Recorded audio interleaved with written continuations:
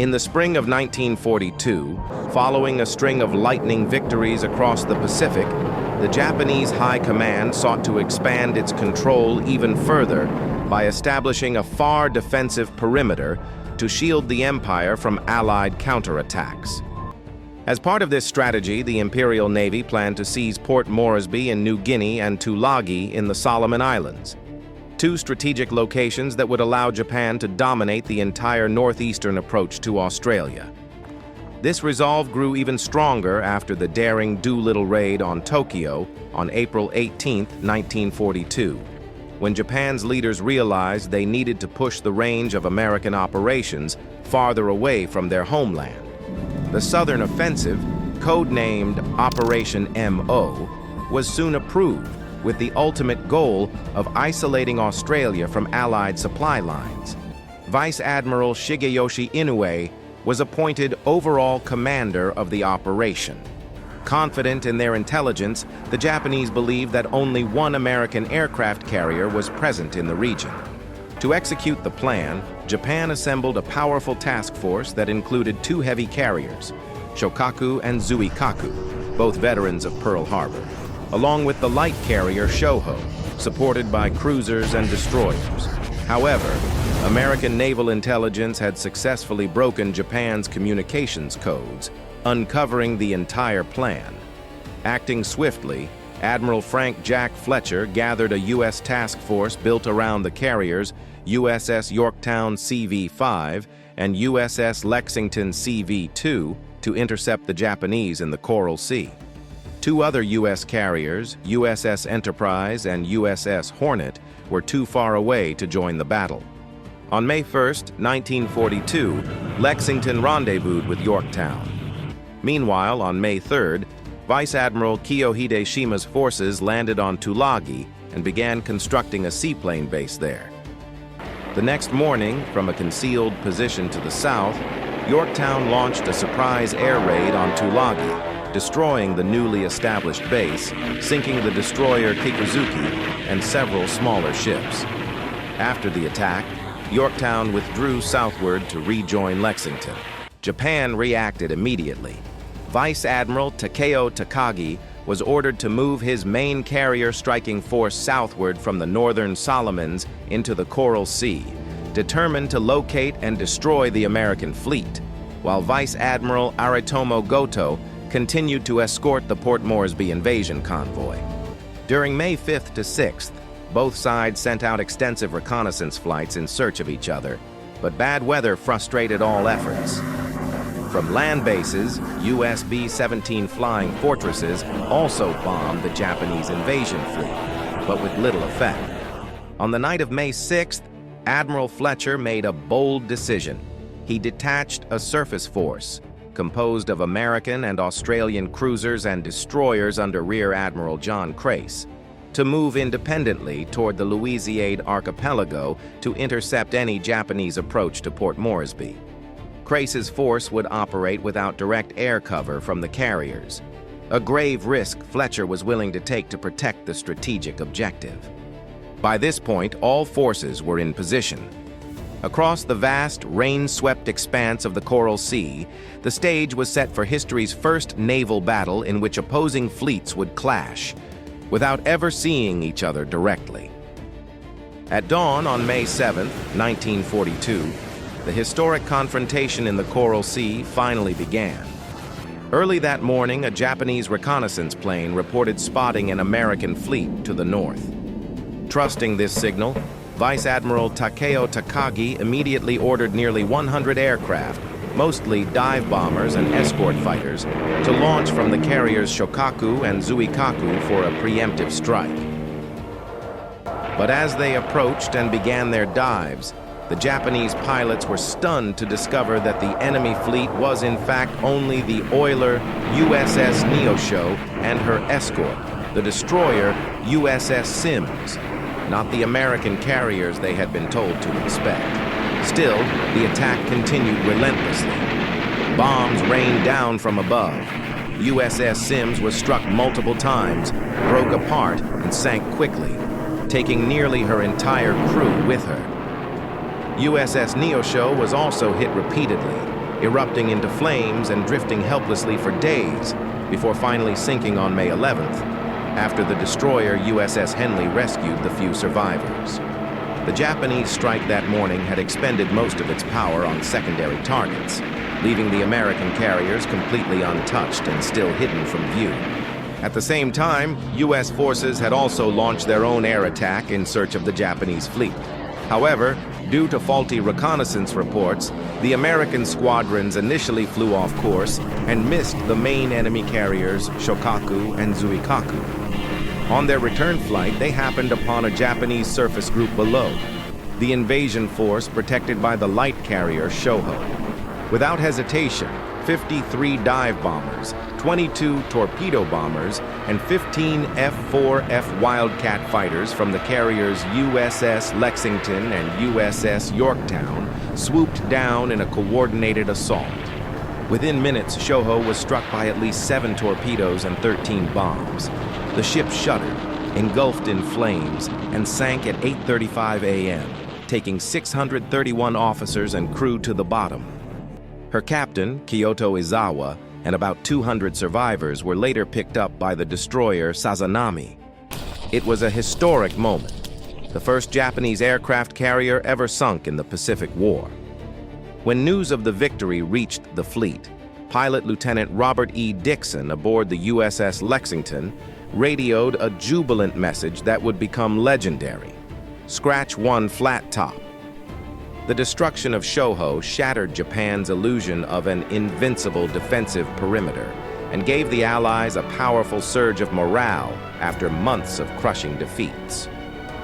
On the afternoon of May 7, 1942, Rear Admiral John Crace's surface task force, consisting of the cruisers HMAS Australia, HMAS Hobart, USS Chicago, and several destroyers, was patrolling to block any Japanese approach toward Port Moresby when it suddenly came under heavy attack by Japanese torpedo bombers launched from Rabaul. The Allied ships quickly broke formation, maneuvering skillfully while filling the sky with anti-aircraft fire. Their evasive action worked. They suffered only minor damage and narrowly avoided disaster.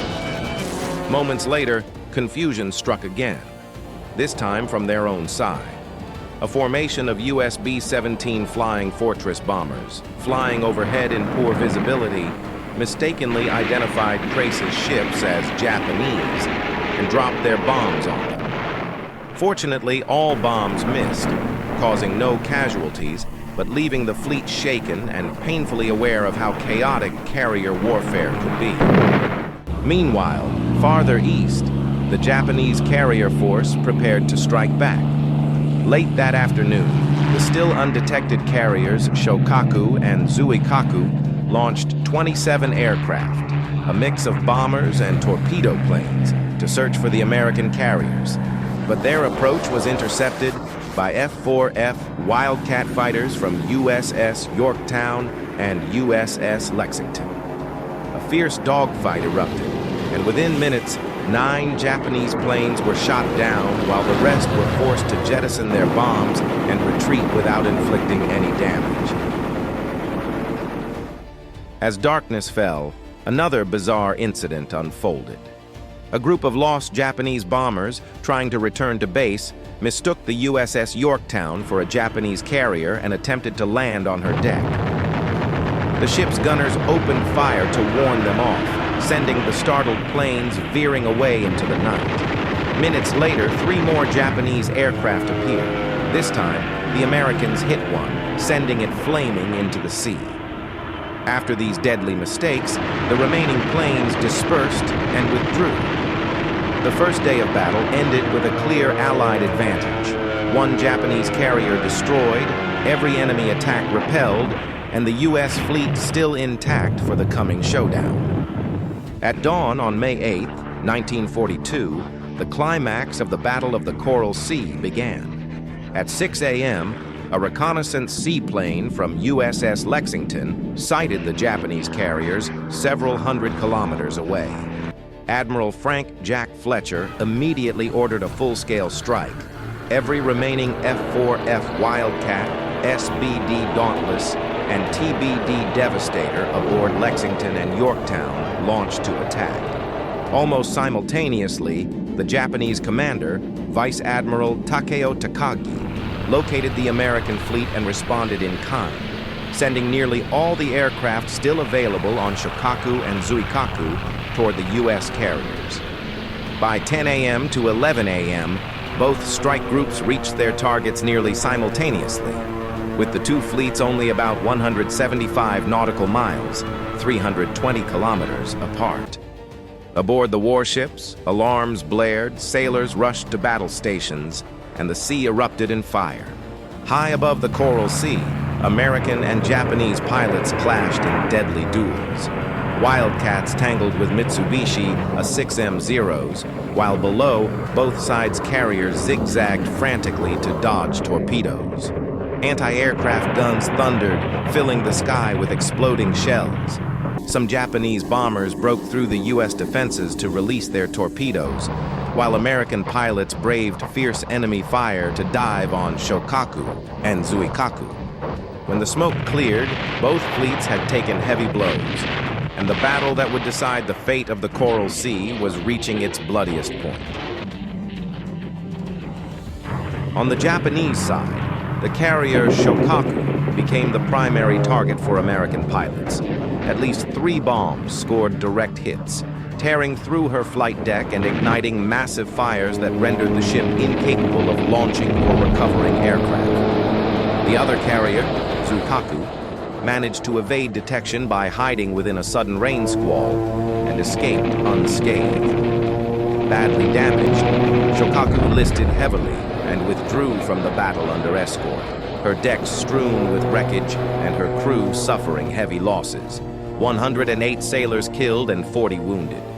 Zuikaku and her escorts had no choice but to accompany the crippled carrier away from the combat zone, abandoning any further offensive action. Meanwhile, the Japanese strike groups reached the American fleet and unleashed their own fury. Despite losing 17 planes to the defending F-4F Wildcat fighters patrolling the outer perimeter, several Japanese bombers broke through and attacked from multiple directions. At 11:20 a.m., Nakajima B-5N torpedo bombers dropped their torpedoes from both sides of the USS Lexington, scoring 2 hits on her port side. The carrier shuddered violently. Almost simultaneously, 3 250-kilogram bombs from Aichi D-3A Val dive bombers struck the flight deck, detonating with deafening blasts that sent pillars of flame and black smoke high into the air. Lexington heeled over 7 degrees to port, her elevators jammed, and raging fires swept through the lower hangars. The legendary Lady Lex was mortally wounded. At the same time, the USS Yorktown came under intense attack. With exceptional skill, her captain, Elliot Buckmaster, maneuvered the ship to evade all 8 torpedoes aimed at her. Moments later, another wave of Val dive bombers descended from above. Yorktown dodged most of their bombs, but one scored a direct hit near the stern, penetrating the flight deck and exploding in the hangar below. The blast ignited several fires and killed or wounded 66 crewmen. Despite the damage, Yorktown maintained speed and operational capability, thanks to her crew's quick firefighting response that brought the blaze under control. By the afternoon of May 8, 1942, Lexington was still burning fiercely. Around 1 p.m., through heroic effort, her crew managed to contain the flames and restore stability, keeping her moving at 25 knots. But fate was not done with her. Without warning, a massive internal explosion ripped through the ship. Gasoline vapors had ignited deep inside. The fires raged out of control, consuming her from bow to stern. At 5 p.m., after all efforts to save the ship had failed, Captain Frederick C. Sherman gave the fateful order: abandon ship. Nearby cruisers and destroyers rushed in, rescuing over 2,700 crewmen, though 216 officers and sailors perished with their ship. Still aflame and refusing to sink, Lexington drifted helplessly in the waves. Finally, to prevent her from falling into enemy hands, the destroyer USS Phelps closed in and fired 5 torpedoes into her hull. At 7:56 p.m., with a thunderous explosion, the once proud Lady Lex slipped beneath the dark waters of the Coral Sea, a tragic but heroic end to one of America's most famous carriers. That evening, the Japanese command assessed the situation. Though they had succeeded in sinking one U.S. carrier, they themselves had suffered severe damage and no longer possessed the air strength to cover their invasion force. Vice Admiral Shigeyoshi Inoue, overall commander of Operation MO, decided to cancel the planned invasion of Port Moresby and ordered an immediate withdrawal from the Coral Sea to preserve his remaining ships. The decision enraged Combined Fleet Commander Admiral Isoroku Yamamoto, who demanded that Inoue press the attack and destroy the remaining American carriers. He instructed Vice Admiral Takeo Takagi to pursue the U.S. fleet southward, but after 2 days of fruitless searching on May 9th and 10th, Takagi found nothing. Admiral Frank Jack Fletcher had already withdrawn his task force under orders. On the night of May 10th, 1942, the remaining Japanese warships turned north, officially ending the campaign. After 4 days and nights of fierce combat, the Battle of the Coral Sea, the world's first naval battle fought entirely by aircraft, with opposing fleets never seeing each other, came to a close, marking the dawn of a new era in modern naval warfare across the Pacific. The Battle of the Coral Sea, May 4th to 8th, 1942, ended with heavy losses on both sides, marking a major turning point in the history of naval warfare. The Imperial Japanese Navy lost the light carrier Shōhō and 1 destroyer. The fleet carrier Shōkaku was severely damaged and forced to withdraw from combat. In total, 69 aircraft were destroyed. The U.S. Navy, meanwhile, suffered the loss of the fleet carrier USS Lexington, the destroyer USS Sims, and the large oiler USS Neosho. The fleet carrier USS Yorktown sustained serious damage, and about 65 American aircraft were destroyed. After the battle, both Tokyo and Washington hastily claimed victory, each exaggerating the enemy's losses for wartime propaganda purposes. Yet when viewed strategically, the Battle of the Coral Sea represented the first major Allied victory in the Pacific theater during World War II. Although the U.S. Navy had taken heavier tactical losses, it had successfully halted Japan's southward expansion, forcing Tokyo to cancel the planned invasion of Port Moresby and abandon its bid to threaten Australia. Japan's once unbroken offensive momentum, which had swept across the Pacific since Pearl Harbor, was finally stopped. The battle restored a measure of initiative and confidence to the Allies after nearly 6 months of constant retreats and defeats. The consequences of the Coral Sea battle proved far-reaching. The Japanese carriers Shōkaku and Zuikaku, both heavily damaged or short of aircraft, were unable to participate in the Battle of Midway just 1 month later.